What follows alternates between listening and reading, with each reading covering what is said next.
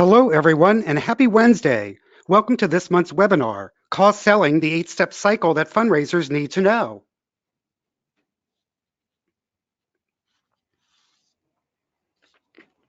My name is Tony Beall, and I'm a trainer for the Sanford Institute of Philanthropy. I'll be your moderator today.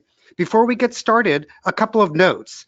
This webinar will be conversational with the opportunity to ask questions during the webinar, as well as a Q&A following the presentation. Please submit any questions you have in the chat box using your GoToWebinar control panel. In the days following the webinar, you will receive an email with the slide deck and recording to review again at your leisure.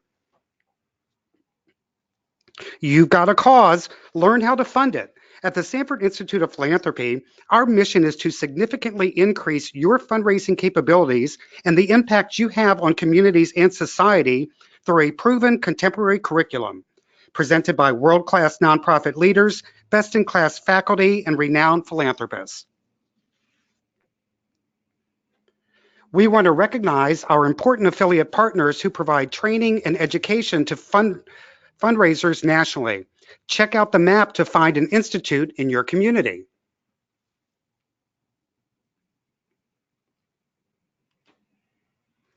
We've got a handout for this webinar, so please don't forget to download it. You can go to the GoToWebinar control panel under Handouts and download today's handout.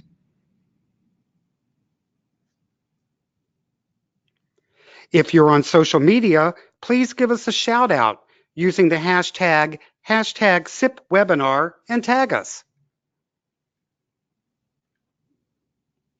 Well, we've all certainly heard that the only constant is change, and that's no different in the world of philanthropy. And we're excited to have our presenter here today, and I'm pleased to introduce to you Ms. Katie Adams Farrell. Here's a little bit about Katie. Katie is an entrepreneurial fundraising and nonprofit industry expert, specializing in strategic planning, fund development, and database management. Katie has managed projects and helped nonprofits across Southern California raise hundreds of millions of dollars. She co-founded her company, Caradine Collaborative, with the mission to amplify social impact through strategic planning, innovative project design, marketing, and fundraising. Caradine provides a range of services to clients locally and globally, from web development to grant writing. Welcome, Katie. Thank you for joining us today. Hi, Tony. I'm so excited to be here and to be with everyone today. Thanks for letting me fill in. I just want to give you a really quick story before we launch into the webinar. My husband, so I've been a fundraiser for a very long time, including my company, and my husband is a financial planner. And when he started his practice, I was really interested in kind of this system of client relationship building that the financial industry utilizes, and was thinking like, wow, you know, why don't we as fundraisers use a system like this in order to help us create better relationships and make more sales, frankly, with our donors. And so lo and behold, I ran across the Sanford Institute of Philanthropy, which has this amazing cause selling curriculum. So it's near and dear and close to my heart. And I'm really excited to be able to present this curriculum to you today. So our objectives for today are understand the role of cause selling in today's market, learn the steps of cause selling and the purpose of each step, and gain tools to help you implement principles of cause selling in your fundraising efforts, including a couple of tools that you can use as soon as you get off the computer, or at least transition off the webinar today. So we have a couple of quick poll questions to get us started. Which of the following characteristics describes selling? Wearing a suit, being pushy, asking me to spend more than I want, adding value, or other?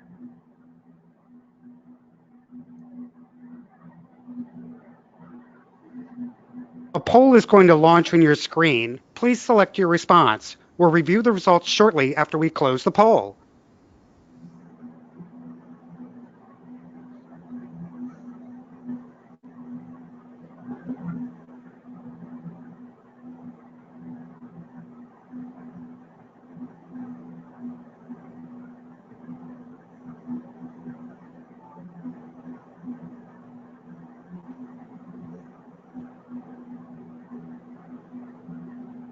Okay, should we move on to the second one, Tony? Let's check the results for the first poll. Got it.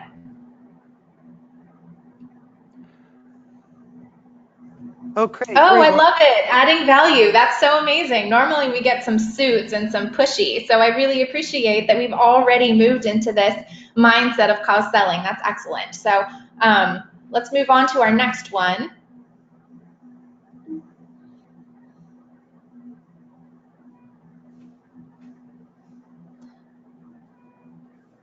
Which of the following roles involves the use of sales or selling techniques? 1, doctor. 2, parent. 3, lawyer. 4, waiter. 5, all of the above. And so once again, a poll will launch on your screen. Please select your response. And Katie, you'll have some great feedback in just a moment. Awesome.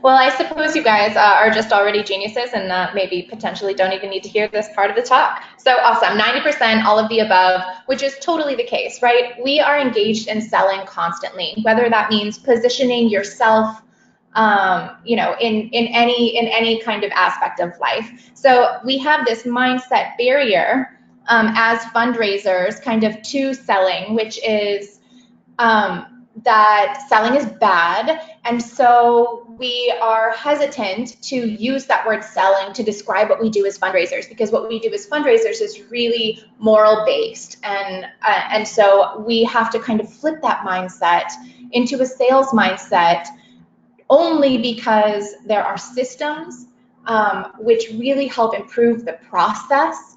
They make it more fluid. They ensure that we build strong relationships, and they especially ensure that we have proper follow-up measures in place. So here I want to share with you some of the qualities of top-performing fundraisers. Top-performing fundraisers exchange information. They don't do the hard sell. They know when to close. Timing has a lot to do with everything. We know if we ask a donor too soon before they're really comfortable with us, they're likely to not say yes, or at least to say that they'll give a lower amount. Or if we wait too long, then they're tired and they, you know, just wish we could have gotten to the point earlier. So know when to close. Top performing fundraisers advocate for donors. This is not a transaction. This is a relationship, and we have the opportunity to advocate for our donors that they are well recognized, well respected, well involved in the organization. We also provide added value to our donors. So beyond making sure that your donor feels integrated in your organization, are you sharing you know, articles with your donors? Are you helping enhance their life in some way? And oftentimes fundraisers are very connected people, and so we can make connections for our donors too.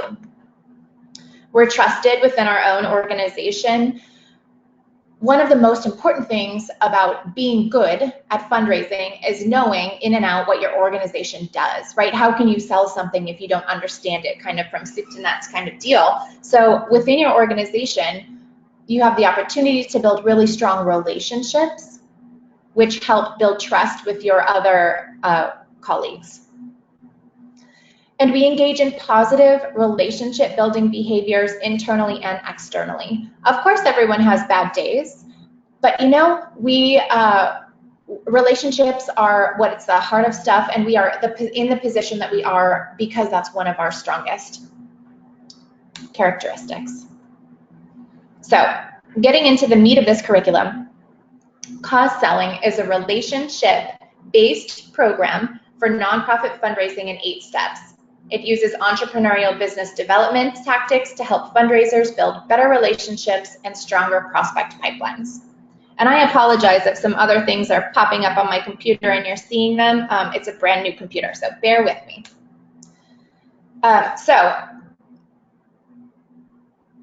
The thing, oh yeah, see, it's still doing it again. The thing in traditional fundraising versus cause selling, Traditional fundraising, you spend a lot of time making the sale, right? You spend a lot of time convincing donors that what you've asked them is the right thing. Whereas in cause selling, you spend the majority of your time building a relationship with the donor, asking questions about what they are truly interested in and deeply connected with. You do have to sell some benefits. You do have to reassure and make the ask, but that's a really small percentage compared to the amount of time that you're spending really just being a good friend. The reason that I include this slide is because I think it's really, really important for us to understand how big philanthropy is. We have this mindset. I'm going to talk a couple of times later in the presentation too about various mindsets that are limiting to fundraisers. It's kind of my soapbox, so bear with me. But we have this mindset that we are all chasing a limited number of donors, and sometimes that feels a little bit competitive with other organizations. And then of course there's like the hospitals and the universities, which we love. They do great work and they also get the vast majority of the contributions. Last year, there were $410 billion that were given away. So to be perfectly honest, there's a lot of money out there for everyone. It's just a matter of finding it, building good relationships, and asking for it. And this program is directed primarily at individual giving, although it can be used across the board. But here you'll see that 70% of the revenue, the philanthropic revenue, comes from individuals. So it's extremely important to build a really, really healthy individual giving program. And an aspect of my company is a virtual grant writing firm. And so I work with organizations all the time who come to me and say, we want to increase our revenue. Can you help us write grants? Of course, I'm absolutely happy to help you write grants, but how's your individual giving program? Is it healthy? If not, we got to start there. So the cause selling cycle. The cause selling cycle is a measured cycle that takes you all the way through prospecting to stewardship. So all the way through presenting, making the ask, all of that stuff. Phase one is the part that you really do in your office in front of your computer, prospecting and pre-approach. Those are not donor-facing steps. Then we have phase two, which are all donor-facing steps, largely built upon building a relationship. And then in phase three, we have the ask, and what comes after the ask, which is equally as important as stewardship. So let's get started. Step number one, prospecting. The process of looking for or searching for prospective donors. This is not something that fundraisers are generally all that comfortable with. So we're going to talk through some of the methods. One, referrals. This is the best, absolute best way to meet new donors, is to have your existing donors who are already really comfortable with you and happy with you bring their friends. Two, circles of influence. You will see a handout, which is the circles of influence, and it's something I advise all of you to do as soon as you possibly can. Circles of influence are people in your donor base or really just in your life who you know are connected to the types of people that you want to get involved in your organization. So, and this is absolutely something that I did with my husband when he was teaching me about the financial planning process. I sat down and I identified a number of people in my life who were board members at other organizations, whom I could reach out to for support of, to prospect with for support of my organization. And so I think you'll find that handout really useful. Event prospecting. Some organizations, so remember that events are not always cost effective in terms of fundraising, so you have to have a clear strategy for your event. But if your event is to build visibility, and specifically a friend raiser, they can be great for bringing in new prospects. Direct email and mail, obviously, you give people ways to self-identify. Social media, same kind of thing. Warm calling, sometimes your donors will be business savvy and they'll be totally comfortable giving you a phone number for somebody that they know because they think that you can reach out and they trust you enough to do that. And so you can make calls to referrals. You can also warm call people in your database that you haven't talked to in a long time. This is different from cold calling. These are people you know are already interested in what you're doing. So it's not like you're trying to just convince them that your organization deserves their money. It's not about that. It's about making a connection with people you already know are inclined. Networking. Networking is really important. It's really, really important, especially when you're an ambassador for your organization and you're passionate about what you do. It's a really great way to get people involved.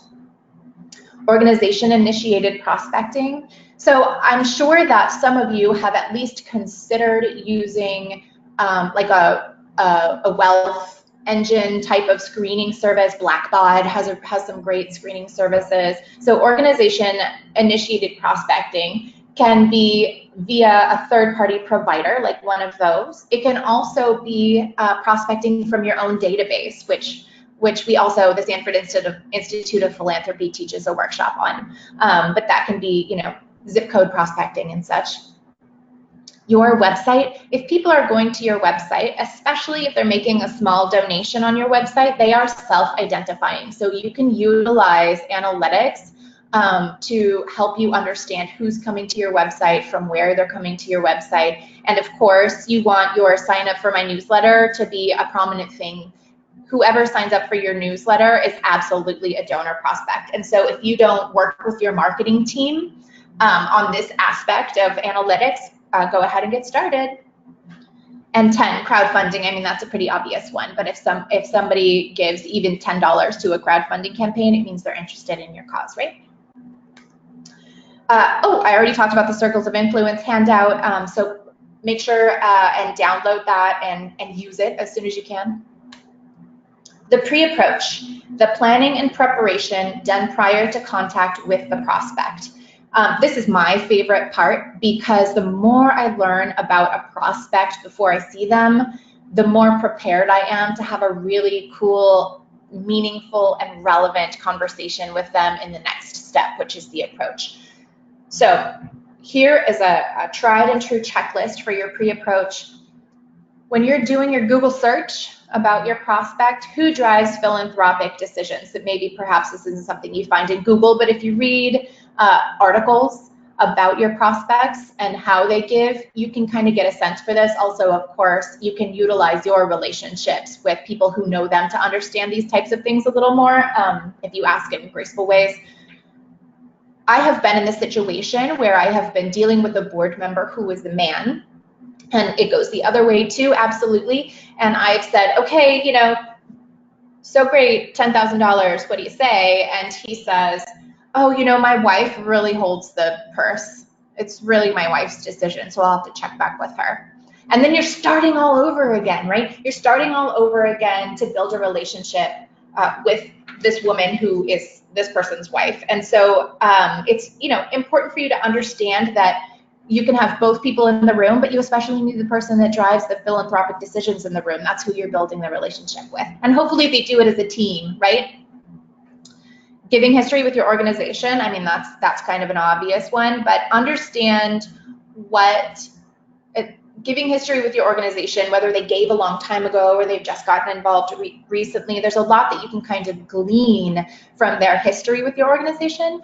And, you know, perhaps there was something, perhaps they were really involved about 3 years ago. And you're thinking back like programmatically, well, what was going on then? Oh yeah, we had that amazing exhibition about gemstones. So they're maybe potentially interested in gemstones. I can ask them about that when I see them. Personal interests. You know, people love golfing, sailing, all of these kinds of things. That I'm not a golfer personally, and I can't talk about golf at all, but I know a little bit about Tiger, so it helps to know, you know, here and there. Passions and priorities, maybe passions. We can also just talk about the golf course and passions too, I suppose. And priorities. I mean, these people, our donors, are involved in causes because they care about the state of the world. And so it's, you know, important to understand what other organizations they support and ways that that connects with yours.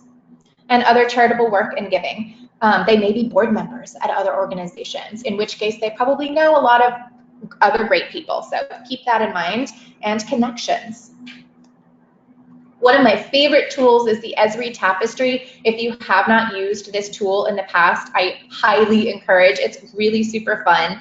So you log into the Esri, don't log in, you go to the Esri Tapestry website and you enter in a zip code, and it allows you to, and it brings up these, I don't know if you can see my mouse, but I'm circling around here. It brings up these descriptions of the types of people that you have in that area. And so if you are mining your database and you see that you have a ton of, this is actually my zip code, a ton of people in 92620, and you populate that in the Esri Tapestry, you're going to come up with 71.7% boom burbs. Okay, well, what does that mean? And it describes it. And it will go down pretty far into market segmentation. So it's just a good thing to kind of understand the lifestyle. Moving into stage 3, the approach. The approach is speaking to and sounding out your prospect for the first time. This is relationship building. So you are not necessarily convincing them that your cause is something they should be interested in. It's more about getting to know them. So perhaps you reach out to them about a relevant benefit because you know that there are issues that your organization deals with that are of interest to them. Impact, when you know what motivates the donor to give. Curiosity, when you know something personal about the prospect, especially hot button issues. Compliment, one of the best ways into any person's heart, whether or not they're a donor or philanthropic, is to compliment them, but not like, you know, a superficial kind of, oh, you look really pretty today kind of deal. A sincere, specific, and genuine compliment about how you were inspired by a talk they gave, or you saw an article they published, or you're really inspired because you're a woman that's a CEO of a big company and there are so few of those leaders. Those types of things. Referral. So we talked about prospecting, and I love referrals. In a referral, you get to borrow the influence of someone the prospect already trusts and respects. So instead of making the relationship with you, you just kind of borrow the referral relationship as you build your own. Education. You demonstrate knowledge and expertise. Everybody likes the go-getter. Everybody likes people that know their stuff. Hands-on, appeals to numerous senses. One of the wonderful ways that I have worked with several organizations in bringing new donors in is through volunteer opportunities. Donors really enjoy, many donors, really not all, enjoy getting their hands dirty, and you learn a lot about them. So here's a case study. A longtime donor is bringing a couple from her neighborhood to your next VIP reception. Awesome. She's a great donor. The couple is known for their philanthropy.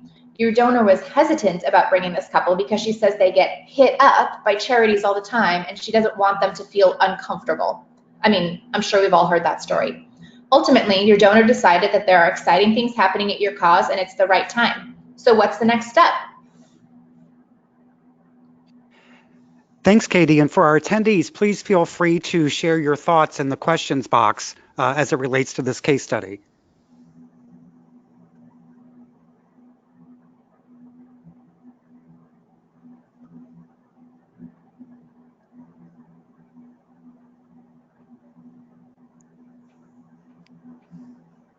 Yeah, Katie, why don't you go ahead and share what would be next in this particular scenario? Okay, so next, first, always, you got to do your pre-approach. You got to do your research. What, who, where are they involved? What drives them? Then the step after, of course, is you see them at the event and you make them feel really special.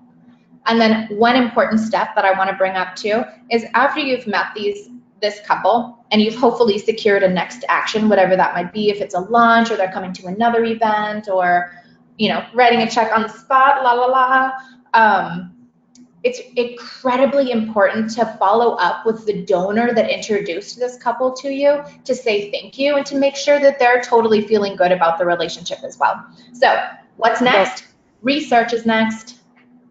Yep, and some of the feedback that we got, Peter said, bring the 3 people together. That was a recommendation. Whitney said, just treat them like any other attendee and get to know them. Absolutely, absolutely. So when people feel singled out, it makes them feel awkward. I think everybody likes special treatment. Everybody likes to feel special. But really, most donors don't expect the red carpet to be rolled out for just them. So that's a really great point. So now that we've done our research, now that we've been introduced and we've had an opportunity to introduce ourselves, we move into the needs discovery. And one of the things that I want to tell you about steps 4, 5, and 6, and 7 sometimes, is that these are really fluid steps. So you may be bouncing around in between 4, 5, 6, 5, 6, 5, 4, 6, right? That may happen. It's not always a perfect linear path. People are people. They have drivers of their own, right? They all experience their own lives in different ways. And so, you know, just keep in mind that this is a fluid thing and it's not perfectly in line. So the need discovery is the wonderful conversation that you have with these donors to really, really get to know them. The process of becoming aware of the essential connections between your prospect and your cause. Don't convince, don't tell, discover with them. So here are some key questions that you can ask in your needs discovery. Why are you passionate about what you do? Passion is a major driver for most people. And the answer to that might be because I want to create, I'm passionate about what I do because I want to create a better world for my children, right? It might be that. It might be because I am motivated by water quality, right? Because I want to be viewed as a leader in the community. That's a completely legitimate motivation as well. Success, what do you want to achieve? Frustration, what do you want to avoid? This one is, I realize that saying, what do you want to avoid in a relationship with, you know, your fundraiser is kind of an awkward question, but you can find ways to bring it into the conversation, especially if you're talking about other causes that they're involved in, because it really, really helps you just fill in some of those pitfalls so you don't have to walk through them. Let them tell you what other people have done that they didn't like so you don't have to do it. The right fit, what helps you decide which charities to support? So this question is a super obvious question, but it gives you some really, really important points that you are going to use when you're then presenting in the next step. Commitment, how involved do you want to be in making this change happen? So some of your donors are going to say, I want to write you a check, and then I don't really want to hear from you until a year from now. Some are going to say, I'm not ready to write a check until I get my hands dirty first. Some are going to say, I want to be on the board, right? So it's important to understand that people give in different ways and that those ways cycle throughout their relationship with the organization. So, you know, understanding how involved a person wants to be in your cause is super important so that you're not pushy or neglectful. Also, kind of getting an understanding for what they have going on in their own life gives you an idea about this. So if they're already committed on 6 different boards and they're a leader in their organization or a business owner, or they have young children or something to that effect, perhaps jumping onto your board isn't exactly the right fit. So get some clues there. And here's some quick tips for the needs discovery. Know when to use open-ended versus closed-ended questions. The objective always is to keep your donor prospect talking because that's how you learn. A lot of us are wonderful conversationalists as fundraisers. It's one of the reasons that we either fell into this job or chose it, although I know very few that actually chose it.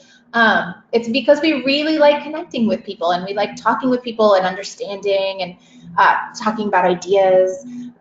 But if we do all the talking, then we don't do all the learning. So when you use an open-ended question, I hope everybody knows the difference, but an open-ended question is a question that does not have a yes or no response. So an open-ended question is, you know, why are you involved on the board you're involved in? And then they give you a long response to that versus a closed-ended question, which is, do you enjoy being involved on this board that you're involved in? Yes or no?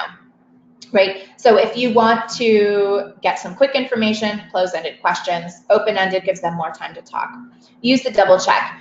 When your donor has gone on for a little while and people are people and they tend to be circular in their communication style, that's the way we communicate, you can use the double check to make sure. So what I'm hearing is that you're really interested in our cause because you're really passionate about children. And so you can use that double check to make sure that you're getting the right information, because then maybe that donor says back, like, well, yeah, I'm passionate about children, but specifically I'm really passionate in the Juvenile Diabetes Research Foundation because I have a friend of mine who has a very small child that was diagnosed with type 1. And so I'm interested in supporting that family, right? Use nonverbal gestures. That just means if you can be warm in the way that you act, use your hands, use your face. People love authenticity, so use nonverbal gestures to connect. Don't be afraid of silence. If you ask a tough question, let them answer it. Sometimes people have to think of things before they talk, right? Don't be afraid of silence. And like we said before, keep that prospect talking. Moving into step 5, the presentation, telling a story about the benefits of becoming a true advocate of your cause, building on the connection you've established with your prospect. The presentation is your opportunity to, on paper, or at least in a more formal presentation, conversation, whether it's a PowerPoint or not, you are making direct connections between the gift, making a gift to your organization, and what the donor views as their desired impact. So this is not the ask, but it's the connection. It's the most important primer to making the ask, is this connection. Give a gift because it will benefit you in this way, or because you said you wanted this. And these are all of the benefits that come along with being a part of this organization. And here are some hard truths about presenting, and I apologize that these are kind of hard in terms of truths, but let's just get it out there. If you don't know your cause, people will resent your efforts to sell it. We don't do superficial, we do real. If you don't believe in what you're selling, no amount of personality or technique will cover that fact. Honestly, that's the truth. If you don't believe in the cause that you're fundraising for, you should probably find a different one. 3, if you can't sell with enthusiasm, the absence of it will be infectious. Of course, I do want to say that there are extroverted people, of which I am definitely one of, and there are introverted people, and there are equally good ways to be both and be a wonderful fundraiser. So being extroverted and high energy like me isn't necessarily what I mean by enthusiasm. An introvert can express enthusiasm as well. It's just a genuine passion and caring for your cause. Handling objections.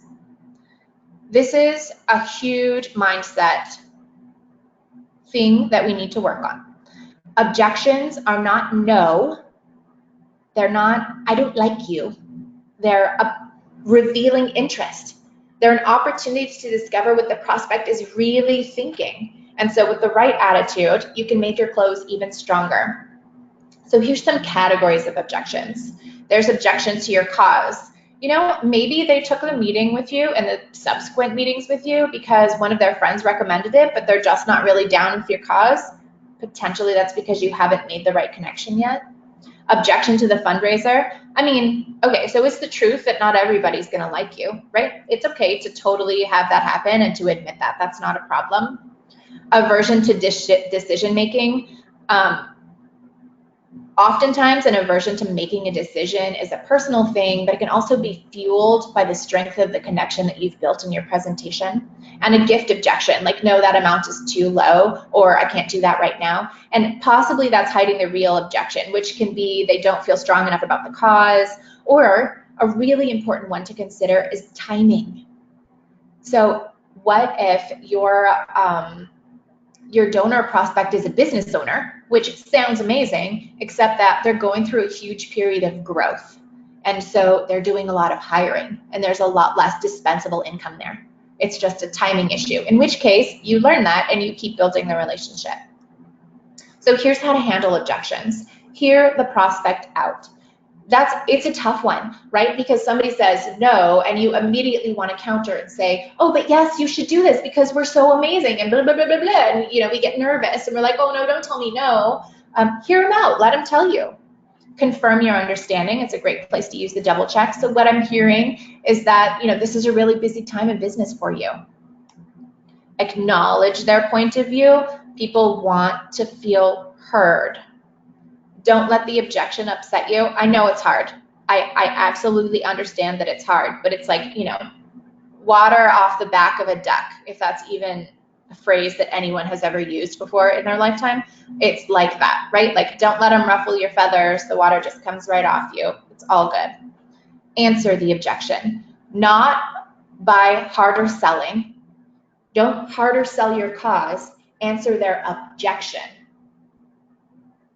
And then attempt to close them. Because if you can make them feel better about the objection, then what's in the way, right? We're just getting it all out of the way so that the only thing to do when you close, when you ask, is for them to say yes. And that's what you do. You make the ask. And so, of course, these things can tend to happen in a fluid way. And so one of the responses to handling objections, you may have learned that you just don't have a strong enough relationship yet, or that they just don't feel involved enough in your cause yet, in which you're moving back to need discovery and presentation, right? But if you've worked real hard and made a complete go at those steps, then you're probably ready to move on to the ask. And you have to make it, right? We can't sit around and wait for donors to open their checkbooks. And I'm going to tell you this story because it's wild, but it's real. One of my donors, they were a very, very, very generous couple. But in order for her to kind of like, this was something she did with a lot of fundraisers. It wasn't just me. They were very generous across Southern California. Literally, when I was through my presentation, and they always had all kinds of crazy objectives, and it was time for me to ask, I had to physically tap on her wallet. Like, she would have her wallet on the dinner table or whatever, and I would have to tap on her wallet. And that signaled to her that I was going to make an ask and that she was going to open her wallet and write a check. And so clearly that's a crazy thing for somebody to do. And at the time I felt like it was a little bit demeaning. But what it actually gave me was the thing that, like, okay, I tapped on your wallet and now I'm going to ask you in no uncertain terms, will you make this meaningful contribution of X to my cause? So in closing, be assumptive. You have built this relationship. You have worked hard. These people love you and they love your cause. Be assumptive that they're going to say yes. If you go in with the attitude that they're going to say no, you're going to sound a little bit apologetic and they're going to want to say no, right? It's kind of like that metaphysical, what you put out into the universe comes back at you. So be assumptive. Like, obviously they're going to say yes. Provide a summary of benefits. It's important for donors to understand in tangible and intangible ways what their gift means to you. Directly ask. I can't be more clear about this one. Just say, will you consider a blank amount of dollar gift to blank in support of blank, right? Say it. Ask for a specific amount for a specific purpose, and then remain silent. Let them say, yes, I'm happy to. Or, let them object, and then you'll handle it in the ways that we just talked about it. And stress the urgency, right? That, of course, you don't want to roll over on your back and say like, oh, we're bleeding cash and we just need your help so bad, because that doesn't really make people feel confident in the financial management practices of your organization. But stress the urgency so that they understand that this is a program that we want to launch right now, and your gift could make the difference, right? The best stress the urgency of all time is like I listen to KCRW, but the pledge drive, right? The public radio pledge drive. No isn't forever. Of course, if somebody says, no, I'm not interested, you can take them at their word. So you don't have to keep pushing somebody that is very clear in their no.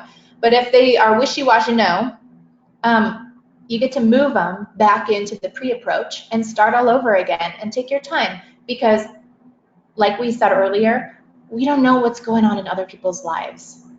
Right? We don't know what they're going through. What if this donor has a kid that's sick? So, no isn't forever. Here's some tips in dealing with rejection.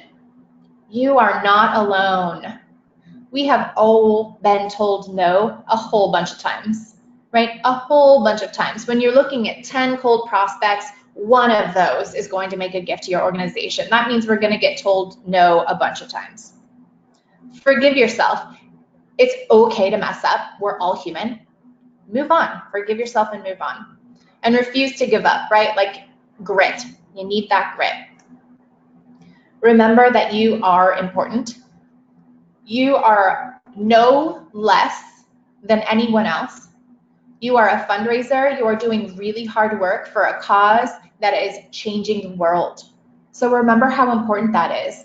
I love helping capital campaigns fundraise because I can literally see a building that I know I paid for. And so just remember in any way that you can how important you are to the success of the organization. And expect the worst, hope for the best, right? So don't go in saying like, they're never going to give me money, but know that it's a reality and that you have a plan, even if they don't say yes. And broaden your definition of success. So if they don't say yes, but you made a new friend to the organization who will come to your events and who will potentially bring other people and who may give in, a year or so, that's a success. It maybe isn't a $10,000 check, but it's a success. And commit to attracting more donors than you need. That means that there's always a pipeline for you if somebody says no, even when you don't expect them to. So number 8 is extremely important. Follow up with results. Remember in the presentation, we talked about this specific connection between the donor's gift and the impact. And so we need to follow up with results that are also specific to that. And this needs to happen in a timely manner. Of course, a thank you acknowledgement letter should go out too, but this type of one-on-one personalized follow-up needs to happen in a timely manner. And then hopefully you have a CRM system that reminds you to check in with this donor what you think is right for them personally. So maybe you check in every 3 months, maybe you check in every 6 months, maybe you check in every month, depending on how your donor wants to be communicated with. And those can be, I'm sending you a cool article. I read this really cool book that I think you'd really like to read as well. They can be easy checkups like that. Time to get coffee, those kinds of things. So here's some keys to follow up. Think like a donor. What is your donor into? What would you enjoy getting in the mail or getting in your email inbox? Say thank you. Personalization versus customization. Those are two very different things. So I'm sure that all of your CRM allow you to personalize something so that it says, Dear Katie Farrell, instead of Dear Donor. But customization is really different, and that customization is really built for them. Pick up the phone, treat everyone like a major donor. And we're gonna finish out our webinar today on cause selling do's and don'ts. Here's some quick tips for you. Treat donors like long-term partners. This is not a transaction. This is a friendship. Link your cause to your donor's passions. Provide solutions. Your organization is in the business of providing a solution for a really big problem. Provide it. Have regular contact. Be open and honest. Say we. People don't like people that say I all the time. I did this, I did that, I did this, I did that. Say we. They feel like they're part of a team. And be an enthusiastic ally. If they didn't get that acknowledgement letter and they need it for their tax purposes, say, I'm so sorry, and get it to them in a heartbeat, right? Don't say, oh no, our data management person didn't send that to you. I'm gonna, go yell at our data management person. Sorry that we have to be a little negative here. Don't focus only on getting the money, right? That's transaction fundraising. That's not cause selling. Don't make exaggerated claims about your cause. So for extroverts, it's really easy to get lost in this world of hyperbole. As a young woman, I did that a whole lot. And it's not that I meant to make exaggerated claims about my cause. I just inflated it in my energy, like in my enthusiasm. So, be careful that what you're saying is absolutely the reality, because that's just as impressive. Don't belittle other nonprofits. We are all doing incredibly hard work. Don't take donor hesitation personally. Oftentimes, 99% of the time, it's not about you. And don't wait for the donor to call. Go ahead and get out there and do it. So if you have any questions, please go ahead and send them in the chat. Well, Katie, thank you so much. That was a lot of great information. And like Katie said, please share any questions you have with us in the questions chat box in your GoToWebinar control panel. And Katie, thank you so much for reminding our attendees how important and valuable they are as fundraisers in our community. Sometimes we forget to recognize the great work that we're doing because we're just so focused on meeting our goals. A couple of questions that have come in for you, Katie. Sure.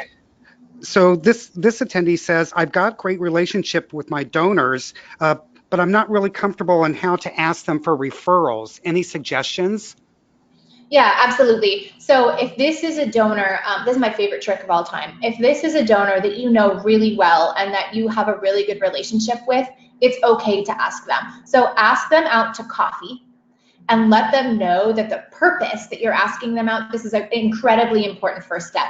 Let them know why you're asking them out to coffee. Let them know, oh, hey, we're working on this new program. I want to tell you a little bit more about it. And I want to learn from you if you have any friends that want to be interested in our cause, that we can bring to our next event. So don't be too specific, but let them know that why you want to get coffee is to reconnect, tell them about something cool, and ask them for referrals. And sometimes they will say, no, I'm not comfortable giving referrals. It's really important for you to understand that that's a personal thing. That's a reflection of their own self-esteem, not you, right? They're already giving to your cause. They're already your friends. No worries. Don't push them because that will make them feel uncomfortable, right? But the vast majority of people will say, oh yeah, I'd love to talk about it. If they love your cause, they're going to love bringing their friends too. And you can give them really cool ways to do that. So take them out to coffee, let them know what you're going to ask them, and then ask them. Excellent, great advice. And then another one of our attendees asked, any quick tips to deal with nerves before making the ask? Oh yeah, nerves are always nerves. I went to college on a music scholarship. I'm a violinist, and so I used to get like incredibly nervous before recitals. And I still get nervous anytime. I was nervous before I started speaking in this webinar today. I'm not really nervous when I talk with donors anymore just because I've done so much of it. So practice, practice, practice. Also, you can eat a banana. Bananas have potassium. They really do help calm nerves. But practice. So stand in front of a mirror, which feels completely ridiculous. Make sure you know what you're going to say and practice it. And that's what helps me feel more comfortable. The more you do it, the less nervous you'll feel. And nerves are, here's a mindset thing. Nerves are energy that is ready to be released. And even if you're scared, that's okay, right? Like we do scary things all the time. But nerves are just a buildup of energy that is going to get out into the world and that's going to make a great benefit for your organization or for you personally, whatever it is. Excellent. We've got a lot of great questions coming in, so let me see what else the folks are asking here. This is a really good one. What is the major difference in using cause selling with individual versus corporate donors? You can definitely use cause selling with corporate donors, but remember, corporate donors, the connection is more about the organization's giving priorities rather than making a personal connection. So you're kind of doing a double relationship building thing there with your corporate donors. With foundations, they generally have a grant cycle and you should respect it. Should you build relationships, friendly relationships with your program officer or whatever? Absolutely, absolutely. But the large foundations that have a grant cycle, they expect you to, respect that cycle. Corporate donors often also have a grant cycle, but it's a little bit more fluid. And so what you're doing is building personal trust in that this person, you want to like this person and they want to like you. But the main connection is between that company's philanthropic objectives or their marketing objectives and your impact. So yes, you can use this. Just remember, it feels different because they're not giving away their own money. They're giving away another organization's money. And it's so much easier, honestly, to say, no, that's not a good fit when it's your organization's money. Right. No, all good points. Another one of our attendees asked, any tips to make sure I don't under ask? Yes, always over ask. Good point. Always over ask. Yeah, I mean, when you know somebody has the capacity to give $10,000 and you ask them for $1 million, clearly that's crazy. But when you see somebody's giving and you have a history, right? You have a history of giving at an organization. Maybe they're an upper level membership program. So they give you $2,000 a year and you really need them to give $10,000. And you see that they've given $10,000 at another place, ask them for 15. And then they can say, oh, I'm more comfortable giving 10.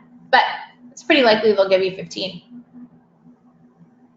And then this attendee is asking, are high net worth asks any different? So for example, if I'm looking to make a $100,000 ask, is that any different in utilizing the call selling process? No, absolutely not. Those asks likely take longer. It's all depending on the relationship. But it's absolutely the same process, and even more important to spend time in that approach and needs discovery to make sure that when you're asking about for a gift that large, that they're incredibly committed before you make the ask. Because also, it's harder to make that ask again, right? It's easier to make a $5,000 ask a couple of months later when you think it's better timing. It's harder to make a $100,000 ask that quick. So make sure that it's the right time and that you spend that time in the needs discovery and the approach. But Great. it's the same process. Great. And let's see here. Any tips on getting an appointment with a prospect? Yes. Okay. So pick up the phone. People are real quick to say, no, I'm busy, and email. Pick up the phone. Or another good way on getting an appointment to a prospect is if you know they're going to a networking meeting, like say they're on the board or a leader of a business association, or a networking event or something, go someplace where you know they're going to be, where it makes sense for you to be there. Obviously, if you know they get off the subway at 5:30 p.m. and you like happen to be there and like pop in on them, that's kind of weird. But if you organically can be someplace that they will be, it's much better to ask for a meeting in person or on the phone than via email. Via email, people like to say no. And then let's see here. There are so many good ones coming in. Let's see. And we'll only be able to take a couple more and then we'll need to move on. This attendee is asking, what type of organization and fundraiser best fits the profile of successful call selling? Oh, so I personally think that every single organization will, whether it's very small or very large or traditional or non-traditional, I think that every organization can benefit from implementing this entire cycle or at least aspects of it. Many very large nonprofit fundraising operations have very structured CRM database management systems. Maybe it's not exactly these steps, but it kind of is. Potentially with, less entrepreneurialism.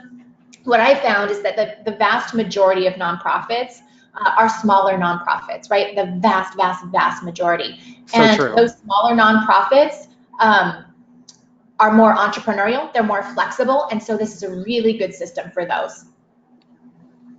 Great. And then we really only have time for one more question, and this is a really good one. How do you feel about negotiation? In other words, you ask for 10,000, they offer 1,000. Should you try to get them to go higher by negotiating? I think that's actually a really interesting question that no one has asked me before. Yeah, that's a super good question. So I would say that my inclination is to say no. Take their $1,000 and then ask them and then give them incredible follow-up and build your relationship and ask them for $10,000 when it's a better time. I think that it's still a gift. It's not a strictly business transaction. So I would take the $1,000, be extremely grateful for it, and ask them pretty quick again for the 10. Excellent. So we're going to need to move on and close out the Q&A portion of the webinar. I'll just remind some of our attendees, because of some of the questions, that you will get a copy of the presentation emailed to you following the webinar. So all the slides will be available for you to review at your leisure. So of course, we want to keep the conversation going. If you have additional questions, please let us know on social media. Tag us on Facebook, LinkedIn, and Twitter using #SIPWebinar. If you'd like to connect with Katie, her contact information is available to you here on the screen. You'll also receive this information when you get the slide deck and a follow-up email in the next few days. Katie, what is the most important takeaway for our webinar participants today? If there's one thing that I hope you take away from the webinar today, it's that there is a system that will help you feel more comfortable asking for money. And this helps This helps in mindset barriers, and it helps with just, donor management and follow-up tracking. This is a tried and true system. Take a chance and try it out. There you go. More great words of wisdom from Katie. And Katie, again, thank you so much for jumping in today and helping us with our webinar. And Katie's certainly an expert at the cause selling cycle, and we're just really grateful that she was here to join us today. So thank you again, Katie. Thanks, my pleasure. And so if you're going to AFP's Icon or Cause Camp, we will be there, so please stop by and say hello. Have we left you wanting more? I hope so. Keep a lookout for the release of the second edition of Cause Selling, a guide to relationship-driven fundraising. We're really excited about this second edition of the book coming out soon, so be sure to keep an eye out in your inboxes for that information. And of course, don't miss our next webinar on April 23rd, the missing link in your 2019 digital fundraising strategy with Francisco Martinez. Digital fundraising is a vital tool for engaging and stewarding donors, so make sure you register today. And then once again, thank you to our audience for your time and participation. To help us continue to improve our monthly webinar series and ensure we are providing value to our audience, please take a few minutes to complete our survey. In closing, enjoy the rest of your day, and thank you for all that you do to better the communities in which we live, work, and play. We'll see you on April 23rd.